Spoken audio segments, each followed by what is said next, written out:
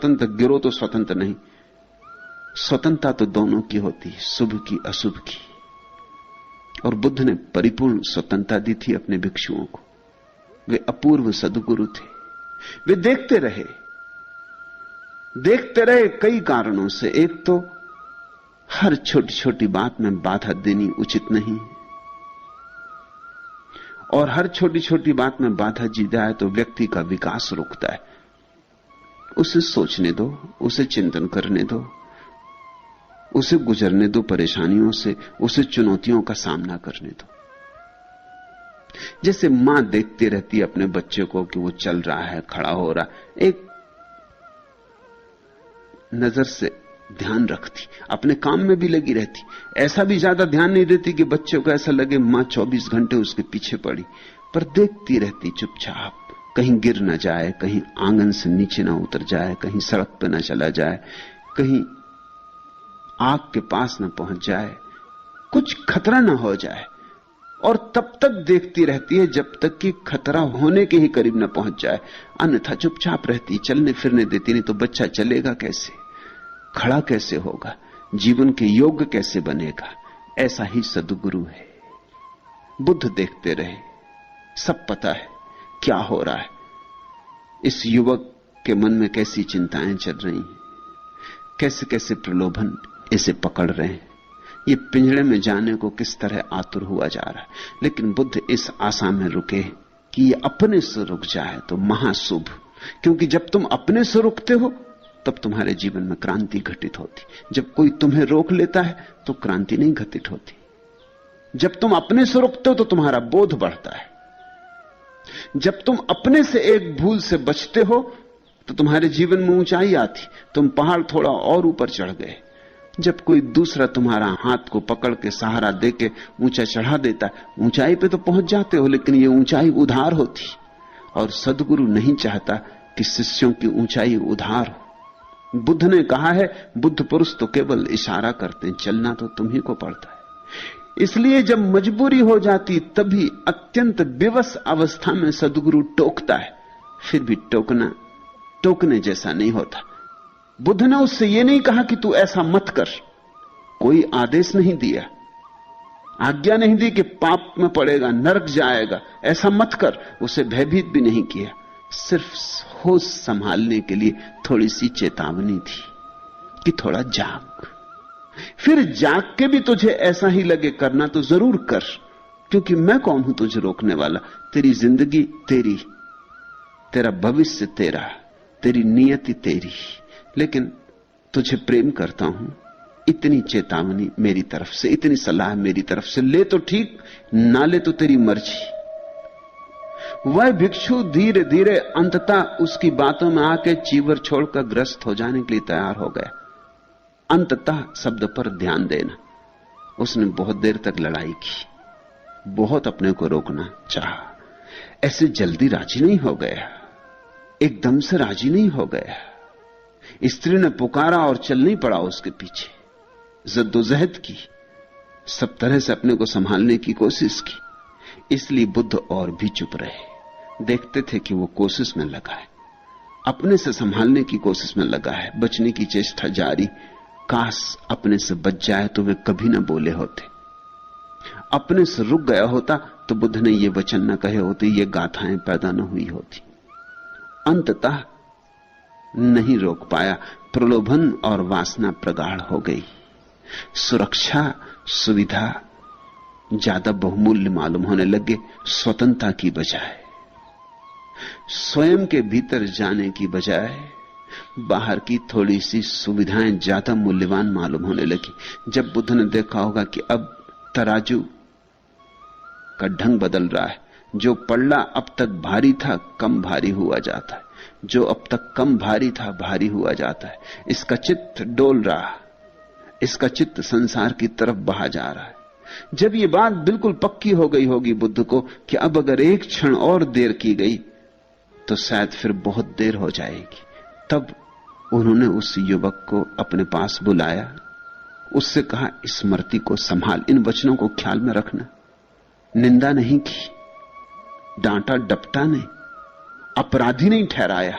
तू पाप करने जा रहा है, महापाप करने जा रहा है, तुझे नरक की अग्नि में सड़ाया जाएगा। इस तरह के भय नहीं दिए, दंड की घबराहट पैदा नहीं की। कहा क्या? बड़े मीठे शब्द कहे, स्मृति को संभाल। स्मृति बुद्ध का अपना विशिष्ट शब्द है। स्मृति का ठीक वही अर्थ होता है जो मध्य युग में संतों ने सुरति का किया। सुरति स्मृति का ही बिगड़ा हुआ रूप है। कबीर कहते हैं सुरति, नानक कहते सुरति। सुरति को संभालो। क्या है सुरति, क्या है स्मृति? तो स्मृति का अर्थ समझते हो वैसा मत समझ लेना, वो बुद्ध का अर्थ नहीं। तुम्हारा तो अर्थ होता है स्मृति से मेमोरी, याददाश्त, अतीत की याददाश्त। हम कहते हैं फला आदमी की स्मृति बड़ी अच्छी, क्योंकि वो सैकड़ों लोगों के नाम याद रख लेता है। जो किताब एक दफे पढ़ता है भूलता ही नहीं। जो फोन नंबर एक दफे याद कर लिया वो याद सदा के लिए हो गया। 30-40 साल के बाद भी पूछोगे तो वो फोन नंबर बता देगा। जिसकी याददाश्त अच्छी होती उसको हम कहते हैं स्मृतिवान। बुद्ध का वैसा अर्थ नहीं। बुद्ध के स्मृति का अर्थ मेमोरी नहीं है, माइंडफुलनेस है। स्मृति का अर्थ है जागा हुआ, स्मरण को उपलब्ध। अतीत की स्मृति नहीं, वर्तमान की स्मृति। अभी मैं क्या कर रहा हूं, अभी मुझसे क्या हो रहा है, ये होशपूर्वक करने का नाम स्मृति है बुद्ध के वचनों में। जो मैं करने जा रहा हूं वो करने योग्य है, करने योग्य नहीं है। पहले भी मैंने इस तरह के कृत्य किए हैं, उनका क्या परिणाम हुआ है, उनसे मैं कहां पहुंचा, क्या मैंने पाया। पहले भी मैंने ऐसे कृत्य किए और पछताया हूं, अब फिर वही कृत्य कर रहा हूं, फिर पछताऊंगा।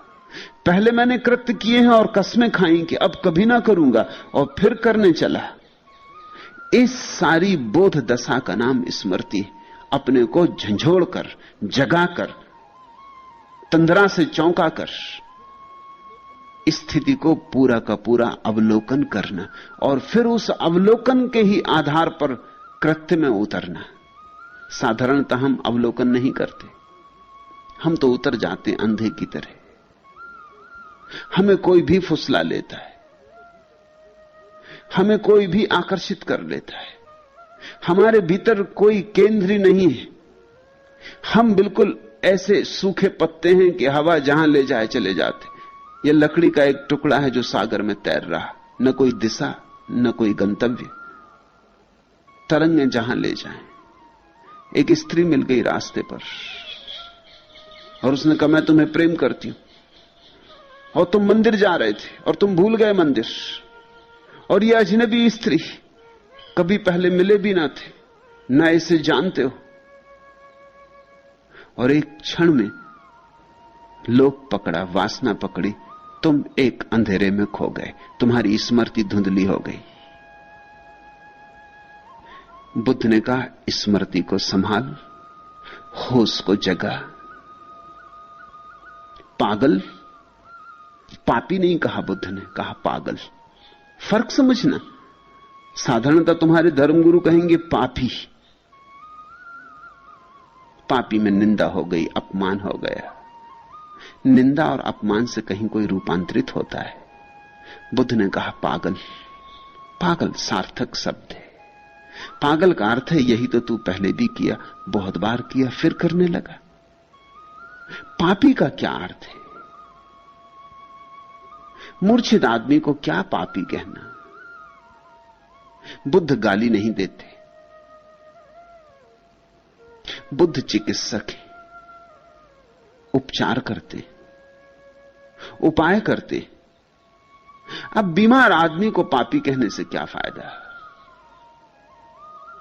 बीमार आदमी को उसकी बीमारी के बाहर लाना है, उसको हाथ का सहारा चाहिए। शायद पापी कहने से तो तुम्हारे उसके बीच दूरी बढ़ जाएगी, फिर तुम्हारा हाथ भी दूर हो जाएगा, और शायद पापी कहने से उसके अहंकार को तुम ऐसी चोट पहुंचा दोगे कि वो उसके प्रतिकार लेने के लिए वही कर लेगा जिसको तुम चाहते थे कि ना करे। सोच समझ के एक एक शब्द का उपयोग करना चाहिए। बुद्ध तो एक एक शब्द होशपूर्वक बोलते हैं। कहा पागल, ऐसे ही तू पूर्व में भी गिरा है, ये कोई नई तो बात नहीं। नई होती तो छम्मे भी थी। तू पहले भी तो ऐसे गिरा है और बार बार पछताया है, अब फिर वही करेगा। भूल भी करनी हो तो कुछ नई करनी चाहिए, तो कुछ लाभ होता है। उसी उसी भूल को दोहराना तो जड़ता है। ख्याल रखना, बुद्ध कभी नहीं कहते कि भूल मत करो। बुद्ध सदा कहते हैं कि भूल के बिना कोई सीखेगा कैसे। भूल तो होगी, लेकिन एक ही भूल को दोबारा मत करो। दोबारा की तो फिर सीखने का उपाय ना रहा। एक बार करो और सीख लो, उससे जो सीखना हो निचोड़ ले लो, उस निचोड़ के आधार पर जीवन को निर्मित करो। फिर दोबारा करने का तो मतलब है कि सिखावन नहीं ली। और हम तो एक एक भूल हजारों बार करते। तुमने क्रोध कल भी किया था, परसों भी किया था, उसके पहले भी किया था। जीवन भर से क्रोध कर रहे हो और हर बार क्रोध करके सोचा अब नहीं करेंगे, बहुत हो गया। आखिर बहुत एक सीमा होती है हर बात की। अब पक्का निर्णय है, अब क्रोध नहीं करेंगे।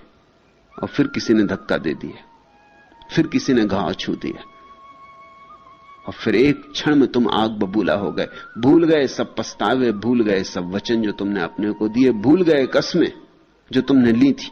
एक क्षण में फिर आग भभकी, फिर वही हो गया। ऐसे अगर तुम बार बार वही वही करते रहे तो एक वर्तुल में घूमते रहोगे। तुम्हारा जीवन रूपांतरित कैसे होगा, क्रांति कैसे घटेगी? तो बुद्ध ने कहा, पागल, ऐसे तो तू पूर्व में भी गिरा और बार बार पछताया, फिर वही, अब फिर वही। भूलों से सीख, स्मृति को संभाल। सुनते हो इन प्यारे वचनों को? इनमें कहीं निंदा नहीं, इनमें सहारे के लिए बढ़ाया गया हाथ है, इसमें जागरण के लिए पुकार है। कहीं कोई अपमान नहीं, कहीं कोई नरक का भय नहीं, और कहीं कोई स्वर्ग का प्रलोभन नहीं। मुसलमान फकीर स्त्री हुई राबिया, एक बार लोगों ने देखा कि वो रास्ते पे भागी जा रही। एक हाथ में उसने मसाल ले रखी जलती हुई, और दूसरे हाथ में एक पानी से भरा हुआ घड़ा ले रखा है। लोग पूछने लगे, राबिया क्या पागल हो गई? बाजार में ये मसाल और पानी का भरा घड़ा लेके कहां जा रही हो? उसने कहा, मैं उस धर्म को आग लगाने जा रही हूं जो स्वर्ग का आश्वासन देता है। मैं स्वर्ग को आग लगा देना चाहती हूं और नरक को पानी में डुबा देना चाहती हूं। क्योंकि धर्म लोभ दे स्वर्ग का और भय दे नरक का, तो धर्म ही ना रहा। ये तो राजनीति हो गई, ये तो बड़ी क्षुद्र राजनीति हो गई। लेकिन यही तुम्हारे तथाकथित धर्म कर रहे हैं। बुद्ध ने यह नहीं किया। बुद्ध ने सिर्फ इतना ही कहा है, संभल जाओ। संभलने में सुख है निश्चित, गिरने में दुख है निश्चित, लेकिन परिणाम की तरह नहीं। संभलने में सुख है, संभलने का स्वभाव सुख है, और गिरने में दुख है, गिरने में चोट लगती, गिरने का स्वभाव दुख है। ऐसा नहीं कि गिरोगे तो फिर कभी तुम्हें